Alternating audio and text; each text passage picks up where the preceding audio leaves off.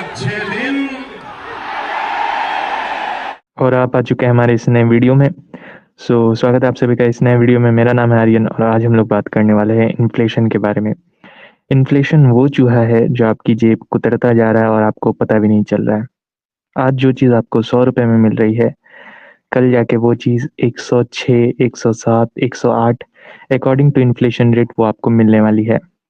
हाल ही में अक्टूबर महीने का जो हमारा रिटेल इन्फ्लेशन होता है CPI, उसका डेटा आया है और इस डेटा ने सबको हैरान कर दिया है।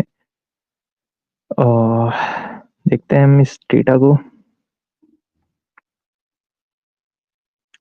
India CPI inflation data highlights retail inflation hits 14 month high. 14 महीने में ये सबसे ज़्यादा इन्फ्लेशन है। हमारा जो इन्फ्लेशन जो अक्टूबर में है जो रहा वो 6.21% है, जो कि पिछले महीने 5.49% था। और RBI का ये कहना होता है कि 4 ±2% तक चल सकता है, पर इसके ऊपर या इसके नीचे जाना देश के लिए एक संकट की बात हो सकती है। देखेंगे RBI ने इसके ऊपर क्या बोला है। और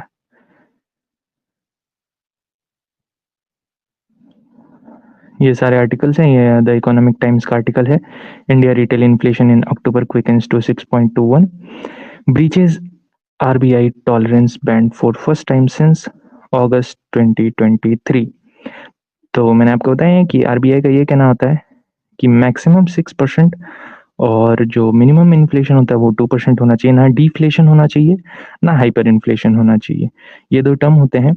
जब एक रेंज से बहुत नीचे आ जाता है इन्फ्लेशन तो उसको हम लोग डिफ्लेशन कहते हैं, और जब एक रेंज से बहुत ऊपर चली जाता है इन्फ्लेशन तो उसे हम हाइपर इन्फ्लेशन कह रहे होते हैं। जैसे आपको अगर याद हो तो कुछ समय पहले चाइना में प्रॉब्लम आया था डिफ्लेशन की। वहाँ पे चीज़ों के जो दाम है वो कम होने शुरू हो गए थे और ये भी इकोनॉमी पे बहुत बुरा इम्पैक्ट करता है।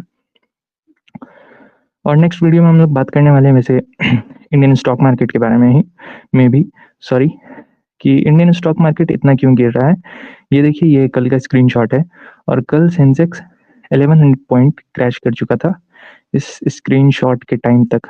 आई डोंट नो ये स्क्रीनशॉट मैंने कब लिया है, पर हाँ। और देखेंगे तो पिछले 2 महीने से जो है हमारा इंडेक्स वो कुछ अच्छा परफॉर्म नहीं कर पा रहा है। तो यहाँ तक हमने बात की और इस पे ढेरों आर्टिकल पब्लिश हो चुके हैं अभी तक। और ये एक और आर्टिकल है। जो रिटेल इन्फ्लेशन होता है वो जो हम डेली चीज़ें यूज़ करते हैं उससे रिलेटेड होता है। तो इसका इम्पैक्ट डायरेक्ट जो है कंज्यूमर पे पड़ता है। बहुत सारे इन्फ्लेशन होते हैं जिनका डायरेक्ट इम्पैक्ट हम पे नहीं पड़ रहा होता है, क्योंकि वो चीज़ें हम डेली लाइफ में उतना नहीं यूज़ कर रहे होते हैं। जैसे एक टाइम पे इंडिया में चिपसेट शॉर्टेज हो गया था, तो उससे फ़ोन के दाम और भी जो इलेक्ट्रॉनिक्स गैजेट हैं उनके दाम बढ़ गए थे। ऑब्वियसली हम उन्हें खरीदते हैं पर एक डेली बेसिस पे नहीं होता, पर इसका इम्पैक्ट हमारे डेली बेसिस पे हो रहा होता है। ये देखिए एक और आर्टिकल आ गया है न्यूज़ 18 इंडिया का, CPI इन्फ्लेशन। और देखते हैं।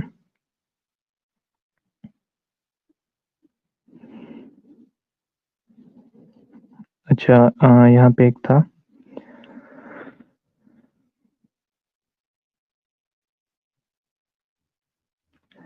IIP ग्रोज 3.1% इन सितंबर। IIP क्या होता है? इंडस्ट्रियल प्रोडक्शन इंडेक्स, ये होता है IIP। ये 3.1% से बढ़ चुका है।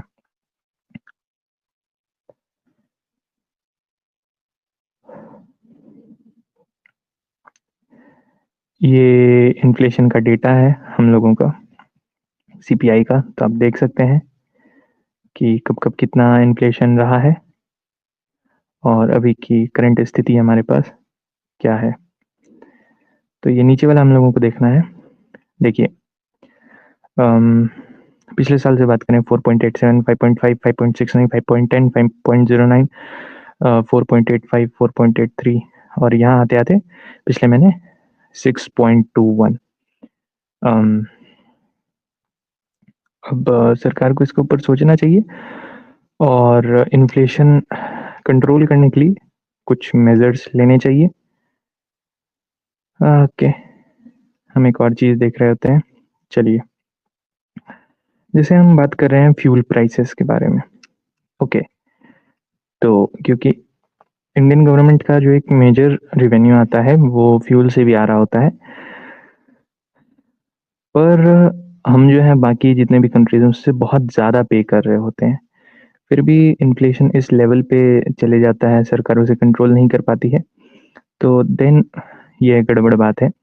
अभी देखेंगे तो जो करंटली यूएस में जो पेट्रोल का प्राइस चल रहा है वो 70 रुपीज़ पर लीटर चल रहा है, और हाईएस्ट जो गया था वो 105 गया था। कब? जून 2022 में। ओके, और अभी इंडिया में करंट बात करें तो हर एक मेजर सिटी में 100 के ऊपर ही पेट्रोल चल रहा है। बिहार में आई थिंक 106 या 7 चल रहा है, और ये दूसरे शहर भी हैं। कोलकाता 104, मुंबई 103, चेन्नई 100, और दिल्ली में सबसे सस्ता अप्रॉक्स 95 है। और इंडिया में जो हाईएस्ट रिकॉर्ड हुआ था प्राइस पेट्रोल का वो 120 रुपीज़ पर लीटर हुआ था। तो जो है हम लोग जो कच्चा तेल यानी क्रूड ऑयल जो लेते हैं उससे अराउंड 8% 6% ज़्यादा पे कर रहे होते हैं। बाकी कंट्रीज में ऐसा नहीं है। 2-3-4% 2-3-4x मैक्सिमम होता है, सॉरी, पर हम लोग 8x तक पे कर रहे होते हैं। हालांकि जो हमारा जीडीपी है वो बाकी कंट्री से बहुत अच्छा है एज पर रिपोर्ट्स, चाहे वो बाहर का इंस्टीट्यूशन हो या डोमेस्टिक इंस्टीट्यूशन। तो ये सारे डेटा जो होता है वो गलत नहीं होता है, किसी को अगर लग रहा हो, क्योंकि बाहर के इंस्टीट्यूशन भी आके इसे मेजर कर रहे होते हैं। ओके, तो इंडिया अभी 7.58% से ग्रो कर रहा है एनुअली। यहीं पे देखें अगर यूएस को तो वो 2.2% से, अगर चाइना को तो वो 5.27% से। बहुत सारे लोगों का यहाँ पे ये सवाल होता है कि अगर हम इतना ग्रो कर रहे हैं 7.58% से, तो जो है हम 5-6-7 ट्रिलियन इकोनॉमी या 10 ट्रिलियन इकोनॉमी इतनी जल्दी क्यों नहीं बन पा रहे? तो इस बात को समझिए। अगर किसी ने 100 रुपये एफडी में करवाए हैं और उसे अगर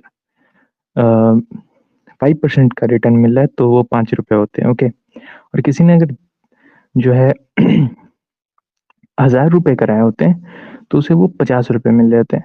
सेम सिनेरियो है इंडिया के साथ भी।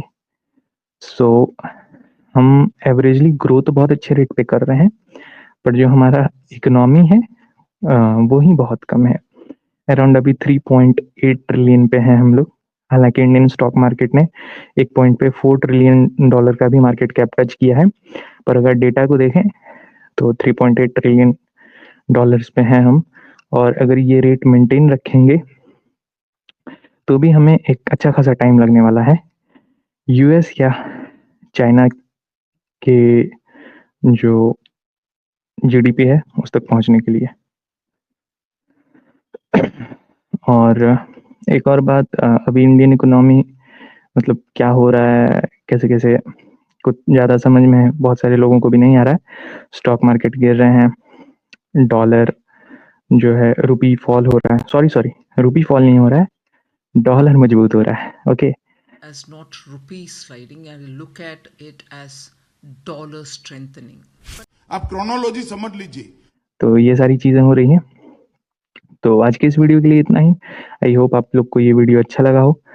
अगर ये वीडियो अच्छा लगा है तो आप लोगों को ये इस वीडियो को लाइक करना है, इस वीडियो को शेयर करना है, हमारे इस चैनल को सब्सक्राइब करना है, और अगर आप हमें फाइनेंशियल सपोर्ट करना चाहते हैं तो आप इस यूपीआई आईडी पे हमें फाइनेंशियली सपोर्ट कर सकते हैं। मिलते हैं आपसे एक नेक्स्ट वीडियो में, तब तक के लिए बाय बाय, जय हिंद।